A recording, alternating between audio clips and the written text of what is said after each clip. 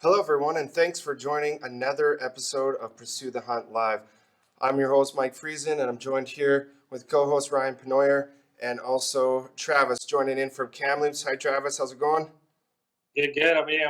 Good. Awesome. Well, today I'm super excited because today we are talking about spring bear.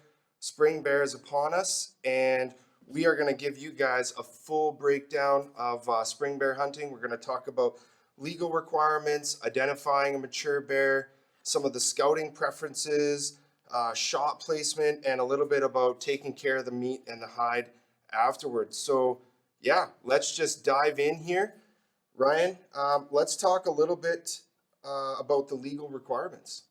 Legal requirements in BC can vary from other provinces as well as other parts of the world or country. Now, with BC, our requirements state that before hunting black bears, you need to take a core program and obtain your BC hunter number in the province of BC. Once you've obtained your BC hunter number, you can then go on to obtain your provincial hunting license in the province of BC.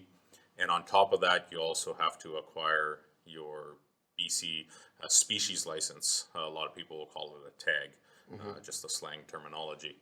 Now, once you've obtained your licensing and you have that carried on your person throughout your entire hunt, you will also, depending on what you choose to hunt with, you can hunt with archery or rifle or shotgun. Now, in areas where you're going to use a rifle or a shotgun, being that they're both firearms, you're going to also have to have your valid PAL, which is your possession acquisition license for your firearm. That's given to us through the federal government. Now, when it comes to firearms laws as well as our hunting laws, all three levels of government come into play: federal, provincial, and municipal districts and regional districts. Sorry. Now, with that being said, it's the hunter's responsibility to know the laws inside and out.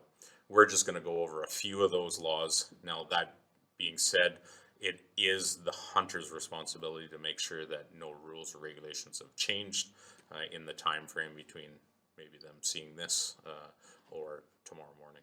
So, where could they find any changes for like any law changes from year to year?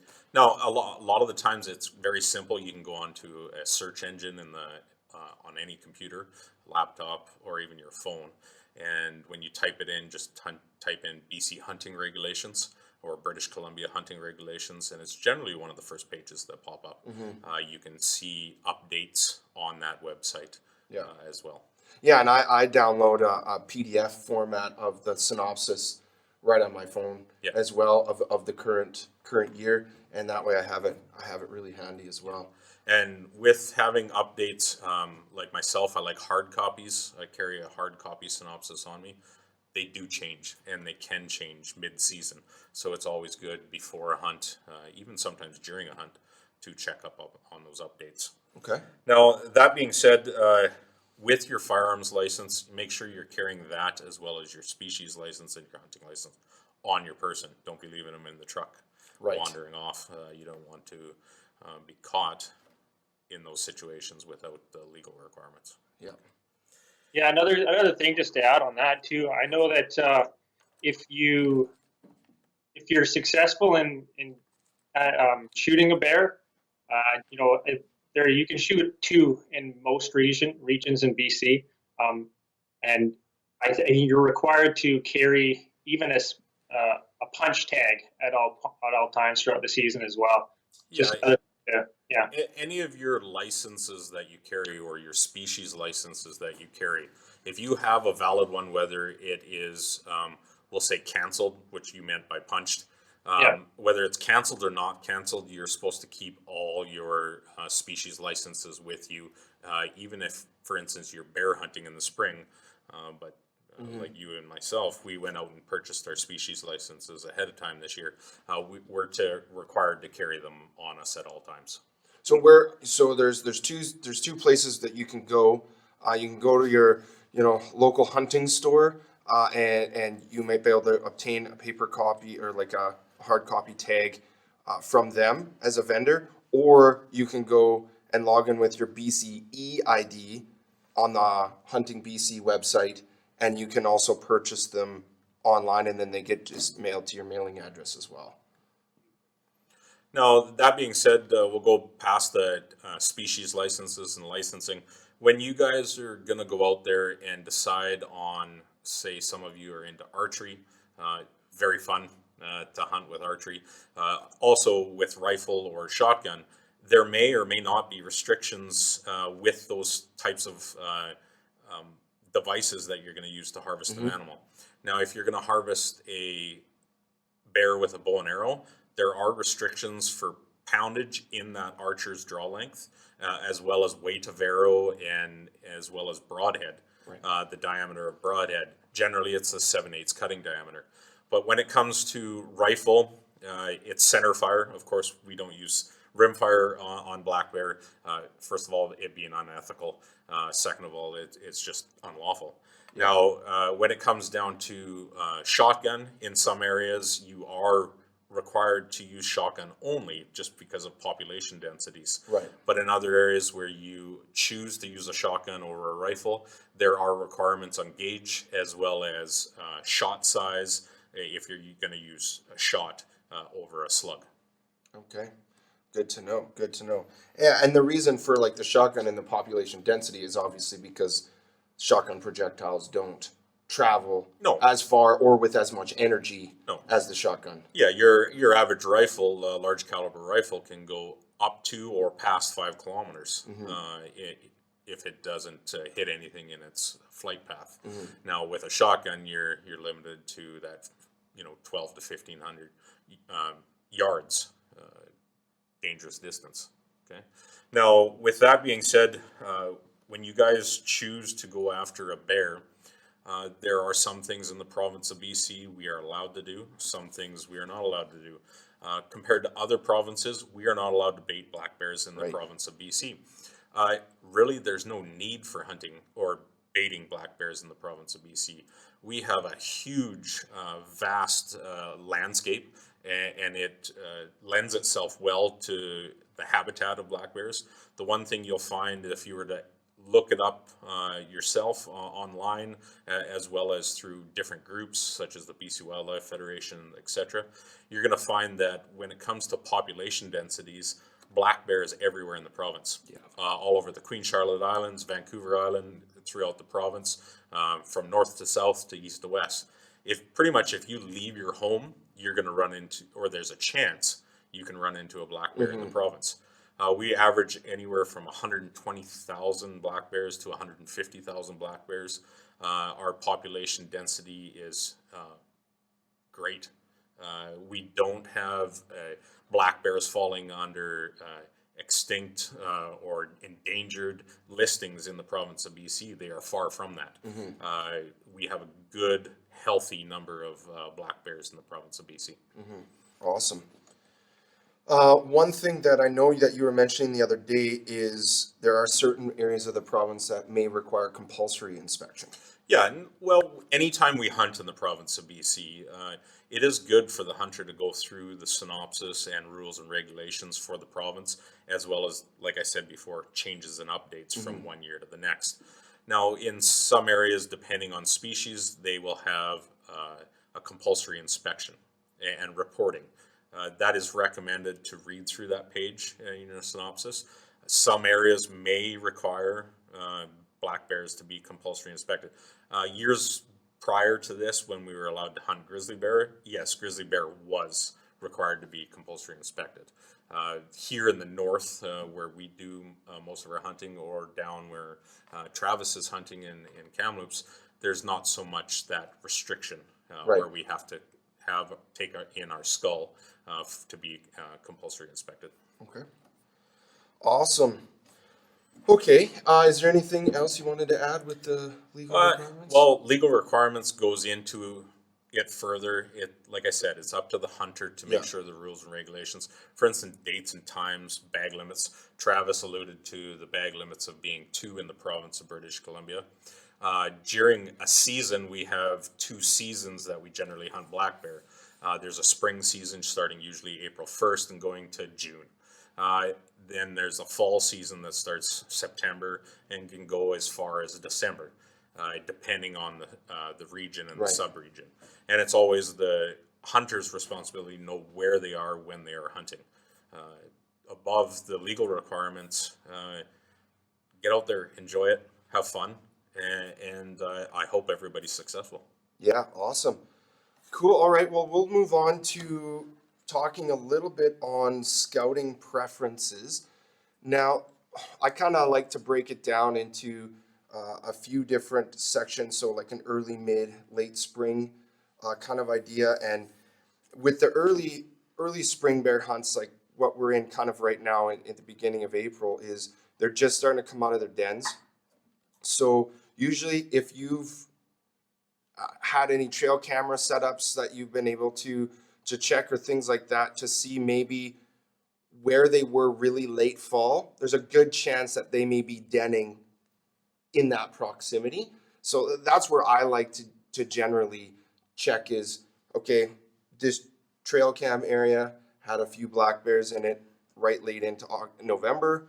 That would be the first place I'd go in April because, you know, the grass isn't coming up yet. The feed's not really great and they're just kind of waking up groggy. This is also a good time if you're going out checking for bear prints and things like that. Reactivate your trail cameras. Make sure check your batteries, check your data cards and stuff, because you can also then start patterning them as they start showing back up on the trail cams. Maybe time of day, size. You know, how many sows with cubs are in the area. Things like that. That are all good information. Ryan, what do you like? So early on, do you think it would be advantageous to use any calls, or is it better to wait till they're a little bit more woken up and out and about? It depends. Maybe in springtime, if I'm going to use a call, it's more to get their attention. I'm trying to get them to maybe move. Maybe they already know I'm there and they're tending to wander off, or maybe they're getting a little skittish. I might use a call to keep their attraction. But in the springtime, I generally don't use the calls. I work on their feeding areas because at that point they're hungry. Yeah. They're looking to build up those fat reserves, etc. And so at that point, I'm looking for those fresh shoots. One thing I've always found that bears love is dandelions. So on years where you know there's going to be a good sprout of dandelions, it's never a bad area to keep your eyes out for black bears. Perfect. Yeah. And Travis, you being down in Kamloops, how's the snow situation down there early April? Like, is it worth going out yet and starting to pattern some bears? Yeah, I think it obviously is. It's better than it would be up north, right? I know you guys still have snow in town and stuff, whereas here everything in the surrounding hills is almost gone. But so it's definitely worth going out. I think it really depends how far, or I guess how high elevation wise that you're going to be venturing. Because I know that I've gone out last year. I think it was mid-late April, and I had a spot that I had scouted out, and by the time, like, I couldn't even get there because the snowpack on the roads was still too high. So it's just something to keep in mind, to know the elevation of where you're going, and if it is higher, just realizing that it still might be there and you might not be able to get to your spot. So, and I have maybe some backup spots that are a little lower in elevation, but it's definitely worth going out around here. Okay, awesome. Yeah, and then kind of into the mid-spring, later April for us here, early May when those shoots do start coming up. South-facing hills are probably the best place to start because they do get early sunshine. But what's been your experience? It varies. I just keep my eyes out looking for those early tracks that are showing up in that muddy ground.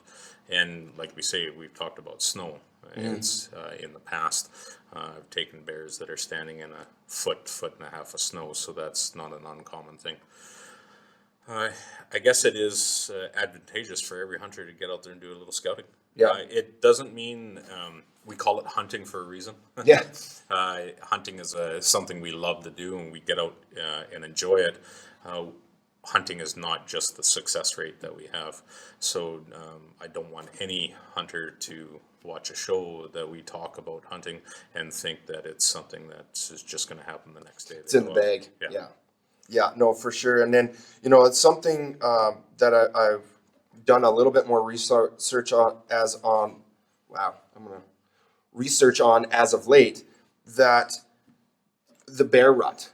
So what's your experience with the bear rut? Like, would you try to track down a sow and wait for a boar to come in, or, because we're looking at, mid to end of May now when they're getting into that rut? It varies on terrain. Like hunting Alberta, different than hunting here in BC. Hunting in BC, I don't worry so much about the rut, other than it gives me a chance to know that the bears are going to be moving.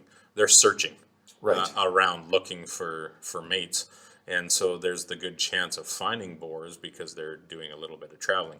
Once they're with a sow, they're going to hang around for a bit, so then it slows down that travel pattern. But it ultimately varies in terrain. Up here, we're hunting in the boreal forest, and it can get pretty dense in our area. Now, if I'm hunting hillsides and slopes, hunkering down and just sitting with good glass and watching for those bears to show up is probably advantageous to the hunter. Yeah, shorter cut blocks maybe on a slope, things like that, where it opens up the canvas. Awesome. Yeah, and then kind of going into identifying mature bears. Now there's a couple ways to look at a bear and see, judge the age and things like that. But in the springtime, it can be definitely more difficult due to the fact that a lot of the bears have lost a lot of weight over hibernation. So I think, for me, judging a mature bear in the spring, definitely starting with the head size. Yeah, head size, in my opinion, is a good way to go about it. Looking at visually, if you get the chance to face on direct with a bear, seeing how wide the face is, how the distance between the ears, kind of where the ears are sitting. For instance, if the ears are sitting high and pretty narrow, we're probably looking at a young bear that's got that slender face. Now, if we're looking at a bear that's got his ears kind of almost sticking out to the sides, generally we're looking at a decent, what we like to call the pumpkin head. Yeah. And you're looking at a good size mature bear. That being said, bears are probably the hardest animal in the wild, in my opinion, to judge size. So if you can compare it to something that lengthwise, etc., that you're dealing with, say you're in an area you commonly use, pay attention to how long snags are in common areas you're passing through. And if you see a snag that's a good, 5 foot, 6 foot range, and you see a bear walk up to it and he's on all fours and he's getting pretty close to either end of that snag or that log, great way to judge distance without trying to figure it out on your own. Yeah, and then I saw a picture about just drawing a triangle between the ears and to the tip of the nose. And, the wider the top of that triangle and the bigger that V is also maybe a quicker way to recognize the size of the bear as well. And that is a good way, the wider the triangle. Yeah, and of course, obviously, take your time as well. I know that actually there's a situation, this was fall hunting, but it would apply that I saw a big bear across the valley on a cut block. I decided to make a stalk. I made the stalk. I got actually within bow range. I was rifle hunting. I got within bow range with this bear, and big head on it. Belly is almost dragging on the ground. And I'm like, oh my gosh, I'm gonna take this big bear. And no sooner did I have that thought, boop, up popped a little cub, and I was like, oh, that's a sow. And it was really hard to judge. I mean, the whole time that I had glassed it, I didn't see that other bear, and it was just hidden in a little crevasse. And I mean, the cub was definitely not a yearling cub, but at the same time, it came to the fact of like, now I knew it was a sow, really hoping for a boar, and then it's unlawful to take a sow if it has a cub with it 2 years or younger. Yeah. So you have to make that ethical call and decide to pass. Yeah, and then it's always good, little patience with any hunting situation. Doesn't matter what species it is. Patience is key. It's patience is something that comes with time. I think with most hunters, even older hunters, will find themselves getting impatient at times on a species, especially if they're really eager Yeah. to get out there and get that animal. Yeah, it's tough to make a good decision when in a panic, right? So, And then another legal requirement, since we're talking about it, color phases. Black bears come in a multitude of different color phases, anything from cinnamon, blonde, brown, various configurations of black and chocolate colors. Now, we have two color phases in the province that we are not allowed to hunt. That being one, the white color phase of the black bear, as well as the blue glacier phase of the black bear. Right. We are not allowed to harvest those anywhere in the province of BC. yeah, that's a really good quick note to put there. Okay, so now that we have a mature bear in sight, Travis, let's talk about a little bit about how we can make an ethical shot. Yeah. A lot of us are more used to, I guess, deer hunting than bear hunting. So kind of the shot placement for a deer, it's usually like right behind the back leg, and they kind of tend to hang down a bit lower. So you're looking for that heart shot. And I think the bear anatomy it's moved slightly further back than a deer, not a lot, but just slightly.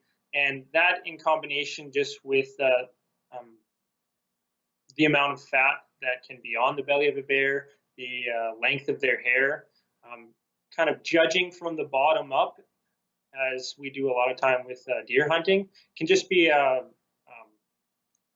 of not as good of a way to judge it, right? Because it's just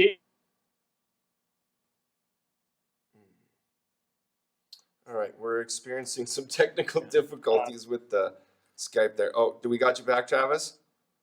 yeah. Okay, we just I'm lost back. you there for half a second. Okay, where'd you lose me? Lost you at just judging from the bottom of the belly up on the length of the hair. Okay, yeah, just right. It gives you a false bottom, right? Kind of where you think its belly is, and then you go up the few inches or something as you would on a deer, and maybe you're not even hitting the organs at all yet. So I think a better cue is to look for center mass of the bear. So you go right in the middle of where its body is, and then just move towards the front shoulder a few inches, say. And doing so, that guarantees you a double lung shot, which I think it's one of the best shots you can take. Right, the heart shot it's a much smaller target, and it being positioned lower, right, it's just harder to judge. Doing that double lung shot can put down a bear pretty fast. And I think with the thickness of its hair, just having that penetration and having a lot of blood is key, because that hair it can soak up a lot of the blood, and it doesn't leave a very good blood trail. So yeah, there's that, and they're tough, wily critters, right? So you want to make sure that you have a good shot, because if they can go for a while if you don't make a good shot. And they can put themselves in awkward positions. They could be standing, kneeling, sitting, twirling, whatever, right? Like they seem to be always on the move, more so than see with different ungulates. But yeah, And that being that said, kind of gives you want to wait for a decent shot. yeah, for We sure. always Broadside. ethically want to take a good, clean harvest of an animal. You talked about the blood being soaked up in the hide. That is initially something that does happen. So anybody who's shot an animal, whether it's a bear or any other animal, take your time after walking into where you've shot it and you're looking for that blood sign. Just because you don't see it right there in front of you doesn't mean that it didn't happen. You may have to travel 20, 30, I've even seen it up to 50 yards before the blood starts to flow, and then you'd be surprised at how much is flowing at that point. Right. Yeah, not to just get discouraged right away that you made a bad shot or you missed it, but do your due diligence, do radius circles if you have to or whatever. Sometimes if you go the direction that the animal went, I've seen it where animals can double back, things like that. So if initially you don't get on it, don't give up right away. Yeah. If you have the time to wait till their front shoulders a little bit forward, I think that offers the best opening of their vitals and stuff too. So if you have the patience and you can get a good broadside shot, it's definitely the way Do to you go. have anything more to add on that? Good. Okay, cool. All right, awesome. Well, all right, now we got the animal on the ground. Ryan, let's talk a little bit about after the shot. I know you mentioned on the previous episode, you like to kind of take it there, talk about, meat care, hide care, things like that. So, Yeah, I think it's important if for those, I'm not so much into the trophy as the animal itself. Now, we can get into a debate on what we call a trophy. Yeah. And even online, I've done that before. Now, do I appreciate an animal and keep the hide, especially in a black bear and say the skull? Definitely. It's a remembrance or something I can look back on along with photos and pictures of that animal that I've harvested. But I don't ever want to waste an animal. I want to take out all edible portions of that animal. The one thing that people do have a stigmatism against is bear meat. Bear meat being probably high on my scale of meats out there. If it's taken care of properly, right from impact to the cooler, to the freezer, to the cutting, to the table, cooking, etc. Bear meat can be a phenomenal, great tasting meat when taken care of properly. For those of you who want to keep your hide in good shape, I recommend talking to your local taxidermist. The taxidermy that is done on your bear is representative of the taxidermist who's working on it. So if they have preferences on how they would like you to preserve the hide, or even how they would like to see you remove the hide, for instance, where you're going to be placing cuts on the hide, etc., for the type of taxidermy you want, it can vary from, for instance, a rug, the way we take off a hide, to if we're going to be shoulder mounting it or full mounting it, or even just kind of half off the wall. right. It varies. So talk to your taxidermist. They will give you hints and recommendations on it of how they want to see it come back. Now, when it comes to meat, biggest thing is we do want to get that hide off quickly as possible, the innards out of the animal as quickly as possible, and let that meat cool as quickly as possible. Doing that sort of thing does help the taste at the table. Keeping it clean, I would rather see a hunter take an extra 20, 30 minutes, or even sometimes longer, getting the innards out or the hide off, than to rush through it and make what I would say a mess. Looks like a grenade went off, Yeah. and having dirt and debris all over their meat. That eventually does affect the way your game is going to taste. Yeah, for sure. And is there any? Oh, go ahead, Travis. I was saying length is the process of the processing too, right? The amount of time you got to sit there and pick hair off your hide and clean off the meat, right? Like I've done some deer that I've messed up, right? And it takes so much longer, hours longer, just to do the same thing if you're not careful with it. Yeah. I've seen butcher shops that will see game and literally turn it away just because of the way it's taken care of. And it doesn't necessarily just mean bear. It could be deer, elk, etc.